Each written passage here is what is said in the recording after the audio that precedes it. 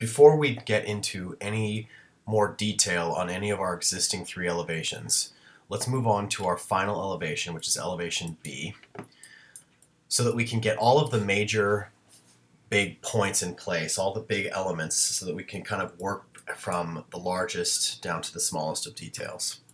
Let's take a look at our photo here. Or we actually have three photos for this elevation. So I can see just by looking at it right away that I've got more of this glazing system, and it all kind of matches up with and meets up with, in terms of height, the other wall. I definitely don't have to worry about this arced ceiling element anymore, because here we've got a nice clean straight line. But I also know, based on this point, that this wall cantilevers out a little bit, so that's going to make this a little bit tricky. We're going to build it in a slightly different way than we've done the other ones. Okay, let's keep looking at this elevation. We've got a few doors here, 3, and they're all the same, so I'll definitely be thinking about that in advance, so that when I get to making them, I'm going to probably think to make them into components. And then as we get to this far edge, we've got this change in material, and we've got now a solid piece. And in my elevation sketches, let's go ahead and take a look at those. I've got some information for heights here. So let me look at the elevation. Okay. Here is our final elevation B. So I can see here that I've got 8 feet to that lower point, that little ceiling that's over the spa area, and then the thickness here is 18 inches. Okay, that's pretty easy to remember. So let's start with this area. First thing I'm going to do is drag a line matching up to what I already know to exist, which is this point down here. Actually, you know what? I think the easiest and safest thing to do would be just to look at it from this point and drag it to a point that's kind of clean along that line, because when I build this up, I'm sure these lines are probably going to want to meet.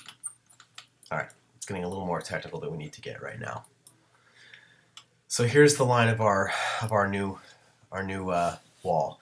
I can see here also that this wall bumps in a little bit. Let's bump it in about 1 inch so that we have a nice change of material there. So I've got a guide here and a guide here. They're kind of close to each other, but that's fine. Now I'm going to draw another guide back, drag it along this line, and it looks like I've got 10 inches to deal with. So we're going to think of this wall as being 10 inches thick. To get this inside point, I'll click from one edge of this wall and bring that in, and click on that clean dimension string. Then I'll verify again.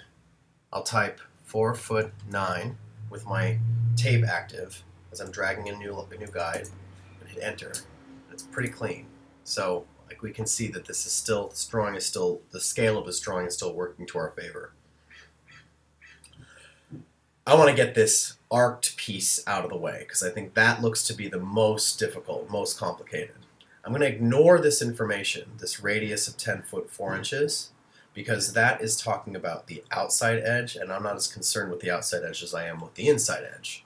So to start this radius, the easiest way for me to do that is to isolate this center point of the radius here. And I'm going to do that again with guides. Pull a guide over and pop it to that center radius point. Pull another guide over in the opposite direction, perpendicular, and pop it to that point. So now I've got essentially my radius center. This is a good opportunity to use the pie tool, which is pretty much just like it sounds. It makes arcs that look like slices of pies. I have already activated this tool today, so I've made it 30 already, but if I were to start from scratch, it would probably say 12. So if I click on this for the first time, I'm going to want to type in 12. I'm going to want to type in 30 to replace that 12, and then I'm going to hit enter so that I've got 30 sides once I make that pie.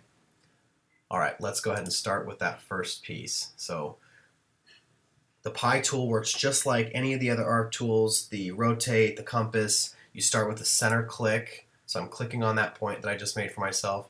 I'm now dragging it out to the edge until I pop to that intersection of that guide that I gave myself a few moments ago, and I'm clicking again. That's my second click. Now I'm dragging or moving my hand just along the edge of this with my mouse, not clicking until I get to the very end of that half circle, and I click again. So this has now made a nice clean shape that is a solid that's kind of taking up the inside of this. This is just the beginning.